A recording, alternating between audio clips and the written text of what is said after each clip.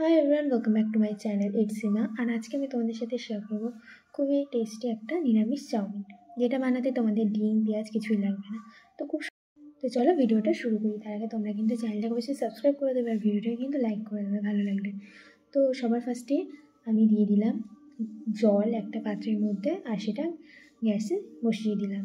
সেই জলটা গরম হতে থাকবে, তার সাথে সাথে আমি চাউমিনটা জলের মধ্যে দিয়ে দিলাম। সামান্য নুন দিয়ে দেবো যাতে সেদ্ধ ভালো হবে। তো তোমরা দেখতেই পারবে কীভাবে এটা সেদ্ধ হচ্ছে। তো দেখতেই পাচ্ছ জল কিন্তু টকবক করে ফুটছে, চাউমিন কিন্তু সেদ্ধ হয়ে গেছে। তো চাউমিনটা কিন্তু ভালো করে সেদ্ধ হবে। তারপর এই সেদ্ধ চাউমিনটা আমি নামিয়ে নেব। এবার বসিয়ে দেবো কড়াইয়ে সামান্য রিফাইন তেল দিয়ে নেব। তোমরা সর্ষের তেল, রিফাইন তেল যা খুশি ইউজ করতে পারো। তার মধ্যে আমি দিয়ে নেব কাঁচা লঙ্কা তেলের মধ্যে। তো লঙ্কাগুলো সামান্য ভাজা হতে আমি চাউমিনটা দিয়ে দিলাম তেলের মধ্যে। তারপর ভালো করে নেড়ে চেড়ে চাউমিনটাকে কিন্তু ভাজা করে নেব। ততক্ষণ তোমরা চ্যানেলটাকে অবশ্যই সাবস্ক্রাইব করে দাও আর ভিডিওটাকে একটা লাইক করে দাও।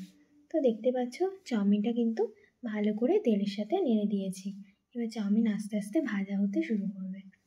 তো আমার চ্যানেলের রান্নার রেসিপিগুলো তোমাদের কেমন লাগে সেটা আমাকে অবশ্যই কমেন্টে জানিও। তারপরে আমি সামান্য পরিমাণ মতো নুন দিয়ে নিলাম। যেহেতু এটা নিরামিষ চাউমিন, সেই জন্য কোনো ডিম পেঁয়াজ আমি ইউজ করছি না।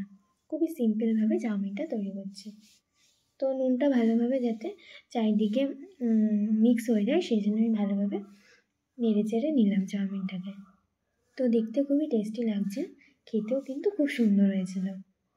তো চাউমিনটা এভাবে নাড়ার পর কিছুক্ষণ আমি সস দিয়ে দিলাম। তোমরা দিতেও পারো, নাও দিতে পারো, কিন্তু সস দিয়ে চাউমিনটা বেশ ভালোই লাগে খেতে। তারপর সসটা পুরো চাউমিন এরমভাবে নেড়ে চেড়ে তৈরি করে নিয়েছি আমি নিরামিষ চাউমিন। খুব সুন্দর হয়েছে দেখতে।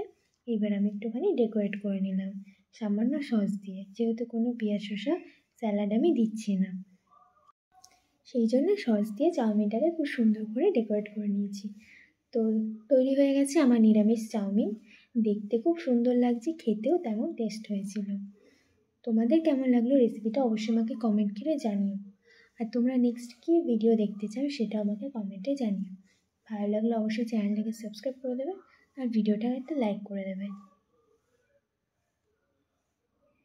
দেখা হচ্ছে পরের ভিডিওতে। বাই।